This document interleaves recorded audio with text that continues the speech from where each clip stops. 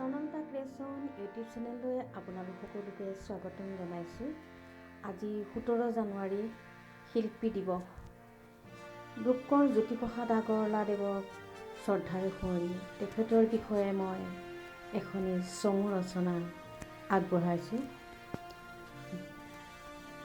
কণ কণ ভাইটি ভণ্টিহঁতে চাব কেনেকুৱা পায় ৰচনাখন কমেণ্ট কৰি জনাব।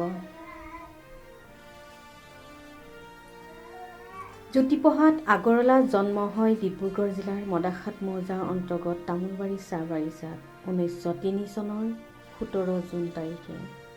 তেখেতৰ পিতৃৰ নাম পৰমানন্দ আগৰৱালা আৰু মাতৃৰ নাম কিৰণময়ী আগৰৱালা। বৰদেউতাকৰ নাম চন্দ্ৰকুমাৰ আগৰৱালা। ৰূপকোঁৱৰ জ্যোতি প্ৰসাদ আগৰৱালা অসমৰ এগৰাকী প্ৰসিদ্ধ লেখক, গীতিকাৰ, নাট্যকাৰ আৰু অসমীয়া বোলছবি নিৰ্মাতা।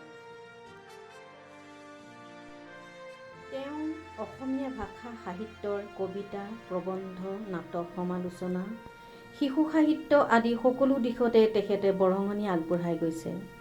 অসমীয়া সংস্কৃতিলৈ অনবদ্য অৱদানৰ বাবেই তেখেত আজি ৰূপকোঁৱৰ নামেৰে জনাজাত।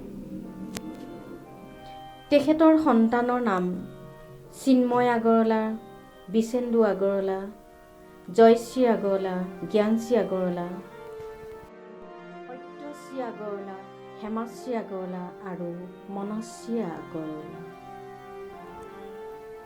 1921 চনত চিত্তৰঞ্জন দাসে প্ৰতিষ্ঠা কৰা জাতীয় বিদ্যালয়ৰ পৰা তেওঁ দ্বিতীয় বিভাগত মেট্ৰিক পৰীক্ষাত উত্তীৰ্ণ হয়।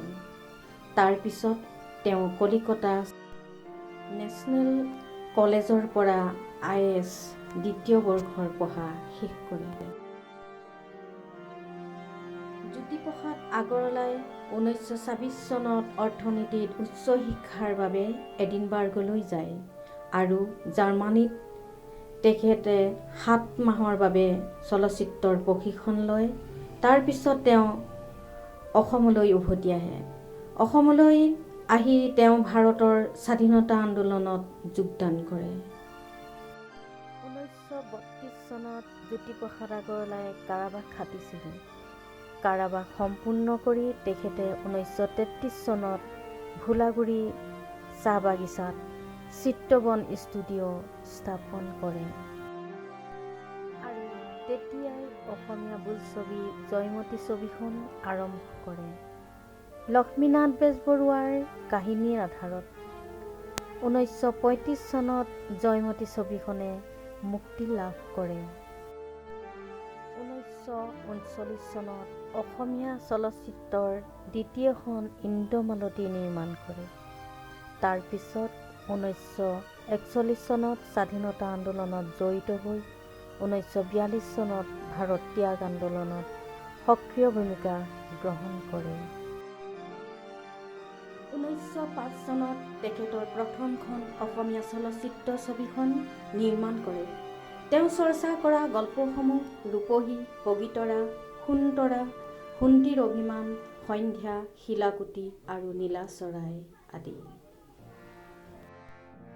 তেওঁৰ কবিতা লুইতৰ পাৰৰ অগ্নিসুৰ, জ্যোতি ৰামায়ণ, তেখেতৰ উপন্যাস আমাৰ গাঁও, তেখেতৰ গ্ৰন্থ জ্যোতিধাৰা, Chandra Kumar Agarwala.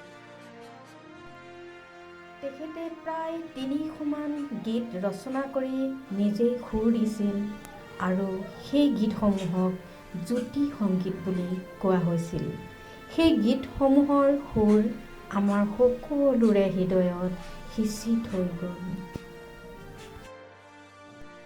Thanks for watching. Please like, comment and subscribe.